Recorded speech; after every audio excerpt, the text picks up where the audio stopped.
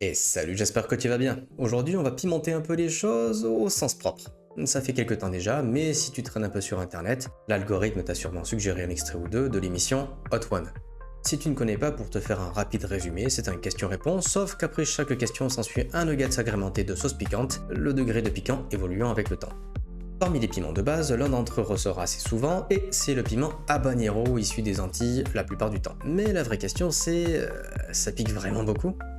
Eh ben pour savoir, il faut essayer. Mais avant tout, équipe-toi comme il le faut. Prépare tes ingrédients, lave-toi les mains dès que possible et enfin ne te gratte jamais les yeux ou autres parties sensibles pendant la préparation. Si tout est bon pour toi, la liste des ingrédients devrait s'afficher par ici. Ah oui, et au passage, si tu as des gants ou autre équipement pour limiter le contact avec les piments, n'hésite surtout pas. Ça peut être pratique et ça te donnera un charisme assez dingue. Bon, c'est pas tout ça, mais retour en cuisine. Pour commencer, émince tes oignons ou cisèle-les assez fins. Fais de même avec tes gousses d'ail et réserve l'ensemble à part. Découpe ta tomate en cubes, pas trop gros, ou concasse-la comme il faut, et pour les piments, tu as deux options. Soit tu enlèves tes graines, soit tu les laisses dans ta préparation. Les puristes seront d'avis pour les laisser, mais pour la vidéo, je vais quand même les enlever pour que ça puisse rentrer dans la bouteille. Les enlever donnera un résultat plus lisse et relativement plus doux. Mais si tu choisis de les laisser, le côté piquant sera nettement plus marqué. Quoi qu'il advienne, taille-les assez petits avant de les réserver avec les tomates. L'étape suivante, c'est la cuisson. Prends une casserole adaptée et fais-y chauffer un bon filet d'huile d'olive sur feu vif.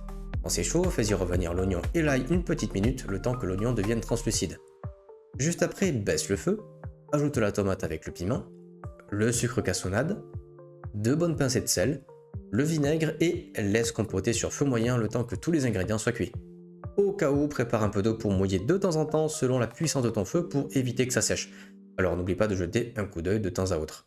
La cuisson terminée, mixe le tout pour obtenir un mélange aussi homogène que possible et transvase dans le contenant de ton choix. À titre personnel, j'ai opté pour une bouteille, mais un bocal reste tout à fait convenable.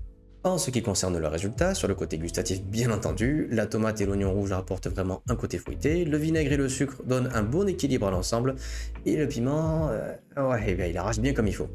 Pour information, je suis assez habitué à manger épicé, alors si tu cherches quelque chose de plus soft, ajoute une tomate à ta préparation, ou enlève simplement quelques piments.